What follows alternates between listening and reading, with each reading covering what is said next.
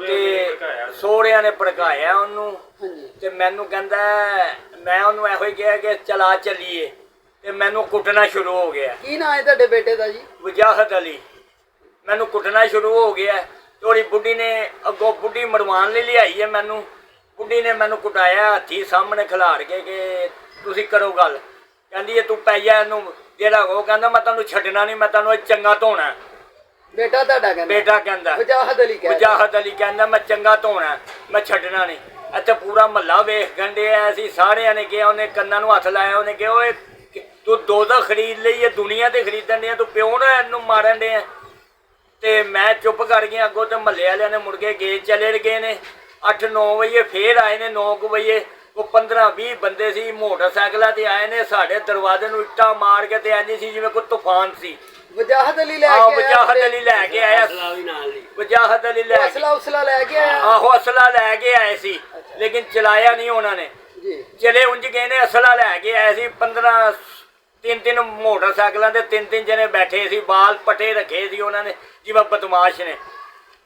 ਤੇ ਅਸੀਂ ਬਥੇਰੀ ਉਹਨਾਂ ਨਾਲ ਕੀਤੀ ਇਹੋ ਹੀ ਗੱਲ ਹੈ ਕਿ ਉਹਨਾਂ ਨੂੰ ਕਿਹਾ, ਮੁੜ ਕੇ ਗਏ। ਉਹ ਬੇਟਾ ਮੇਰਾ ਗਿਆ ਕਿ ਉਹ ਕਹਿੰਦੇ ਨੇ ਸੁਲ੍ਹਾ ਕਰ ਲਈ। ਸੁਲ੍ਹਾ ਕਰਨ ਗਿਆ ਤੇ ਉਹਦੇ ਤੇ ਉਹਨਾਂ ਨੇ ਪਰਚਾ ਕਰਾਤਾ ਕਿ 15 ਕਾਲ ਨਹੀਂ ਕੀਤੀ। ਅਸੀਂ ਕੀਤੀ ਸੀ 15 ਕਾਲ। ਜੋ 1.5 ਘੰਟੇ ਬਾਅਦ ਆਏ ਨੇ 15 ਤੇ ਕਾਲ ਤੇ 1.5 ਘੰਟੇ ਬਾਅਦ ਆਏ ਨੇ ਤੇ ਆ ਕੇ ਸਾਨੂੰ ਕਹਿੰਦੇ ਨੇ ਤੂੰ ਬਾਬਾ ਡਰਾਮੇ ਕਰਨਾ ਪਿਆ, ਤੂੰ ਫਲਾਣ ਕਰਨਾ ਪਿਆ। ਅੱਗੋਂ ਐ ਨਹੀਂ ਉਹਨਾਂ ਨੇ ਕਿਹਾ ਮੇਰੀ ਕਮੀਜ਼ ਸਾਰੀ ਪਾਟੀ ਸੀ ਤੇ ਪੁਲਿਸ ਵੀ ਉਹਨਾਂ ਦੇ ਨਾਲ ਢਲੀ ਸੀ। ਉਹਨਾਂ ਨੇ ਜੋ ਪੁਲਿਸ ਨੂੰ ਕਿਹਾ ਸਾਨੂੰ ਦਬਕੇ ਮਾਰ ਕੇ ਭਾ ਦਿੰਦੇ ਸੀ ਤੇ ਉਹਨਾਂ ਨੂੰ ਜਿਹੜਾ ਨਾ ਉਹ ਨਾਲ ਉਹਨਾਂ ਦੇ ਲਗੇ ਫਿਰਦੇ ਸੀ। ਉਹ ਜਿੱਧਰ ਮਰਜ਼ੀ ਬਾਹਰ ਅੰਦਰ ਤੇ ਸਾਨੂੰ ਕਹਿੰਦੇ ਇੱਥੇ ਬਹਿ ਜਾ, ਹਿੱਲੀ ਨਾ।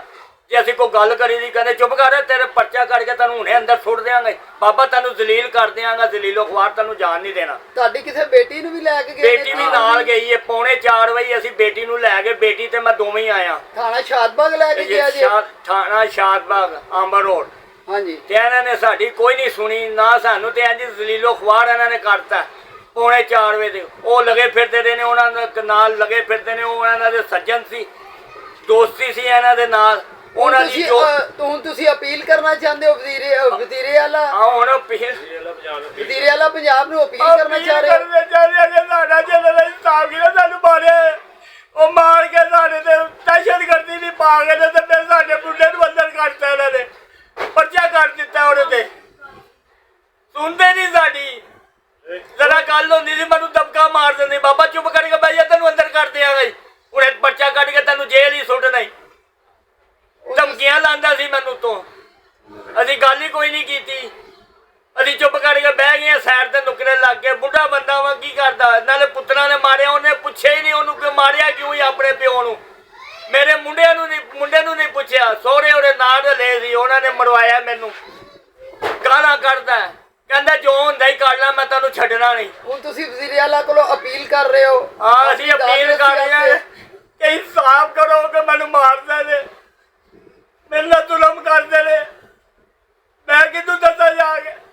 ਮੇਰੀ ਘਰ ਦੀ ਫੌਤ ਹੋ ਗਈ ਹੈ ਤੇ 5 ਸਾਲ ਹੋ ਗਏ ਨੇ ਮੈਨੂੰ। ਇਹਨਾਂ ਨੇ ਮੇਰੀ ਜ਼ਿੰਦਗੀ ਦਾ, ਮੈਂ ਰਿਕਸ਼ਾ ਚਲਾ ਕੇ ਮਜ਼ਦੂਰੀ ਕਰਦਾ, ਮੈਨੂੰ ਤਾਂ ਵੀ ਨਹੀਂ ਛੱਡਦੇ।